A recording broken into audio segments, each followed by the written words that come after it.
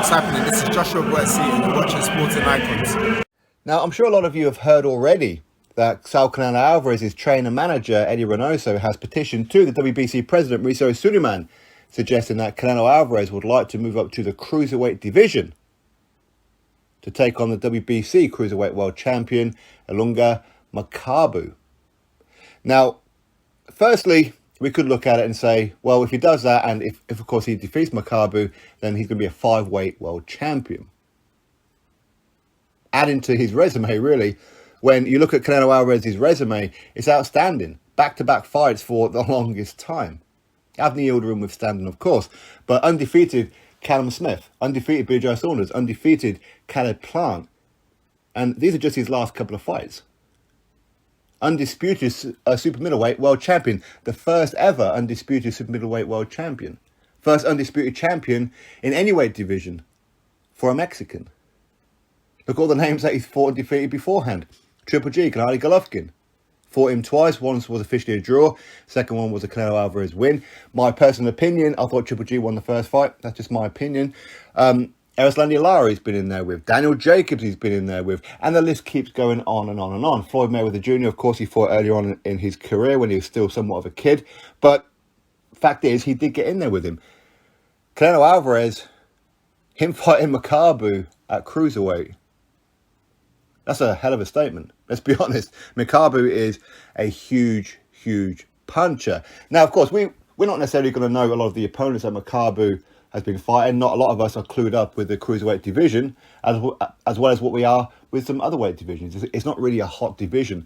But Makabu, especially here in the UK, we know Makabu from the Tony Bellew fight, when Tony Bellew fought him at the Goodison Park football ground, at the stadium, which of course is Everton Football Club, where Makabu even hit Bellew. Bellew went down and done like a backwards roly-poly on the canvas.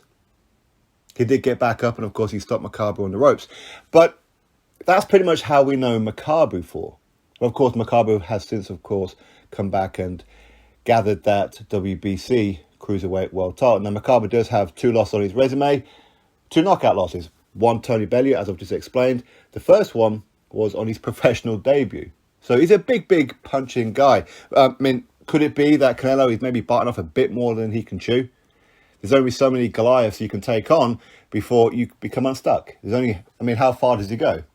Is he then going to fight and defeat Makabu? If he does, I would favour him to do so, by the way. Is he then going to go fight Oscar Rivas at Bridgerweight?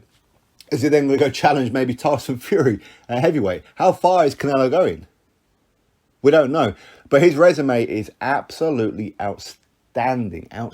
And I'm pretty sure there's going to be people out there saying, well, Canelo, he needs to do A, B, and C. He still needs to do this, that, and the other. He needs to go fight Charlo at 160, Andrade at 160, fight the winner of Triple G and Murata at 160, become undisputed at 160, at 168, super middleweight, defend those undisputed world titles against David Benavidez, move up to 175. Of course, Canelo Alvarez has already done that before when he fought and defeated Sergey Kovalev for the WBO strap.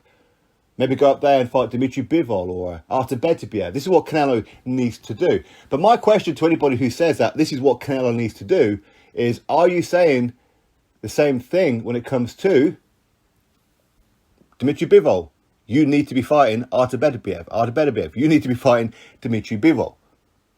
You need to be fighting Smith Jr. You need to be fighting, you got Caleb Plant. Why can't Caleb Plant go fight David Benavidez? It's an in-house fight of sorts, is it not? Why can't Jamal Charlo go fight Demetrius Andrade? Or Jamal Charlo take on Triple G? Or the Triple G Murata winner? Why can't they fight each other? Why is it that Canelo has to go through each and every one of them? Why is it that they're all not doing anything much themselves? Don't get me wrong, I think Beterbiev and Bivol, they're doing quite well. But why is it that Canelo has to go through everybody? Why is it that he has to fight and defeat all of them? Why is it that he has to build his resume, but Jamal Charlo doesn't? Demetrius Andrade doesn't? Don't get me wrong, I think Triple G has. I think Triple G has an outstanding resume himself. But why are they not fighting each other? Why does Canelo have to go do it all? Why? Why can't you build your own legacy and then meet up with Canelo at some point?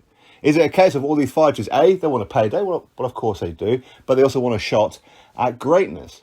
But the only way that they're willing to risk it is against Canelo, because the financial reward is so much bigger than they're going to get anywhere else, isn't it? Of course it is. Do these guys think that by fighting Canelo Alvarez, and should they beat Canelo Alvarez, that suddenly they become a Hall of Famer?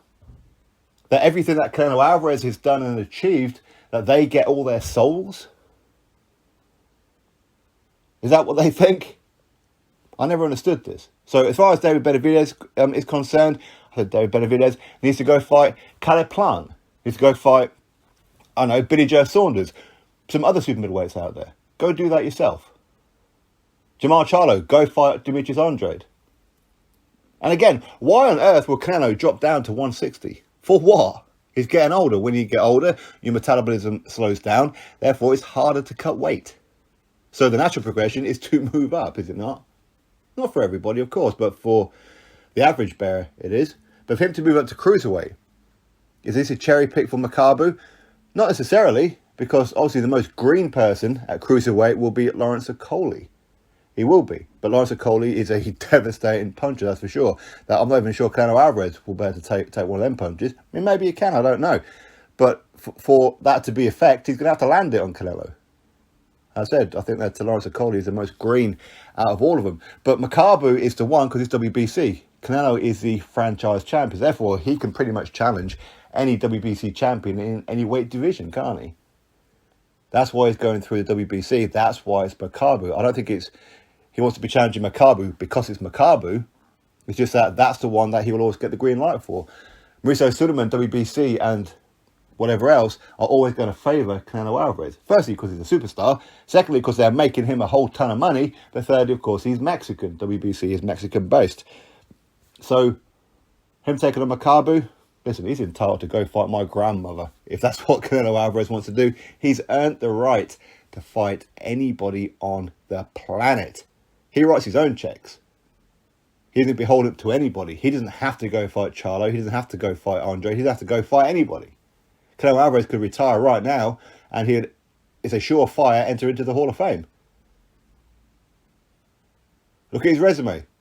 He's the face of boxing. He is. Worldwide, of course. United States of America, most certainly. Mexico, most certainly. Anyway, drop your thoughts below, click thumbs up, and of course subscribe. And I'll catch you all in the next video.